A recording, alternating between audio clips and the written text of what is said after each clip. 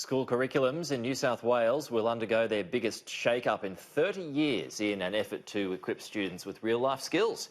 Joining me now is New South Wales Education Minister Sarah Mitchell. Good morning to you. Thanks very much for joining us. So let's start off with the changes. What are coming? So some of the recommendations in the interim report that has been released today talk about a decluttering of the curriculum, a real focus back on those basic subjects of maths and English and science. The review also talks about reorganising our syllabuses to better equip students throughout their time at school, and also some changes in the senior secondary years to have a better alignment between vocational education and academic pursuits as well. So they are recommendations at this stage. Will they be accepted? That's right. So this is the interim report. Professor Jeff Masters, who has done this work for the government, has been working on this for well over 12 months in consultation with parents and teachers and students.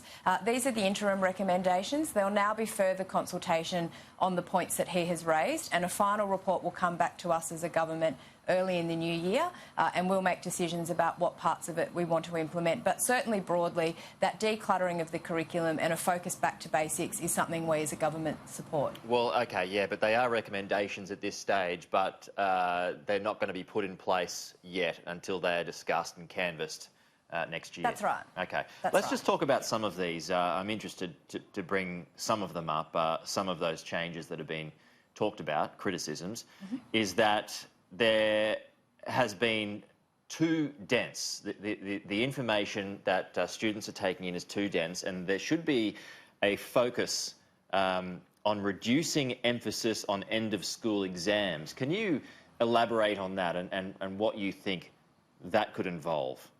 Yeah, so one of the recommendations that Professor Masters makes is exactly that, looking at how we realign particularly the Year 11 and 12 syllabuses in our subjects. He calls for all students to do a major project, so no matter what subject areas or disciplines they're interested in, they have both the theoretical knowledge but also the practical application.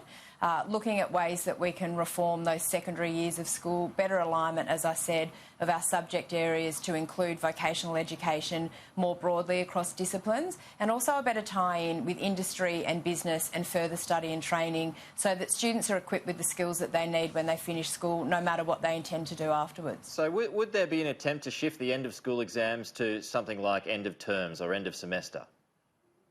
Look, he doesn't really go into that sort of detail, and again, they're the kind of conversations we want to have now that we've got these directions of where he thinks the curriculum should go.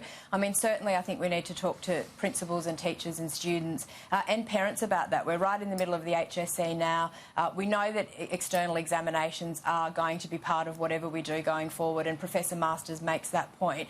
But he talks about opportunities to get micro credits along the way, and as I said, better alignment between what's happening in a practical sense for students and theory as well, rather than the dichotomy we sort of seem to have where students either take academic or vocational pursuits. A bit of a better blend of both of those so that they can be more life ready and have those skills for a future career, no matter what that might be. Do you believe that it's failing as it is? No, I don't think it's failing, but what I think this shows is this is the first comprehensive review we've done of the curriculum in New South Wales for over 30 years, and, you know, society's changed a lot in the last 3 decades and our school system has had changes, but this is a chance for broad reform, and I think it's important.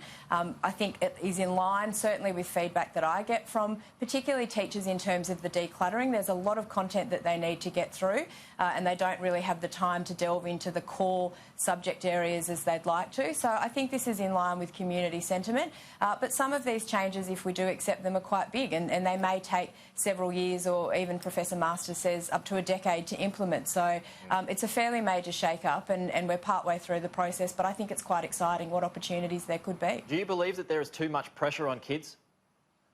Oh, look, I think, you know, you've got to have everything with a bit of balance. I think that, you know, being in the HSC and going through that experience does build resilience, and pressure is part of life, and I think students need to learn how to manage that. But if there are ways that we can look at, as I said, particularly a better blend of theory and practical to make them more ready for the skill sets they need for employment, I'm certainly open to that. But I also think you need to teach children resilience at school, and that's part of what exam pressure brings. Can you give me an example of that then?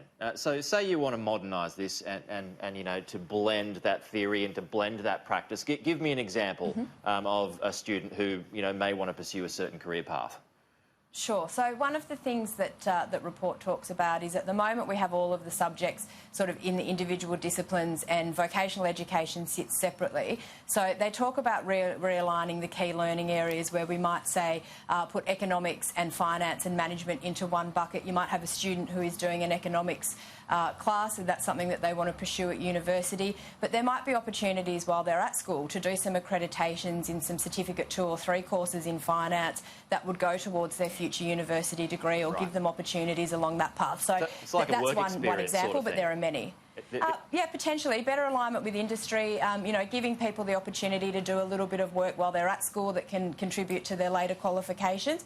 That happens in a sense now, but I think it can be done better, and that's the point that the report makes. I guess the problem is that a lot of students don't really know what they want to do when they come to Year 12. That's right, and I think that if we can give them opportunities to be a little bit broader in what they study, look at opportunities around not just university, but TAFE and trades and training, it just provides them a little bit more comfort, I guess, in knowing that there's a lot of options after the HSC and after Year 12, and we want the curriculum to support that better than it does now. OK, State Education Minister Sarah Mitchell, appreciate your time this morning. My pleasure, thank you.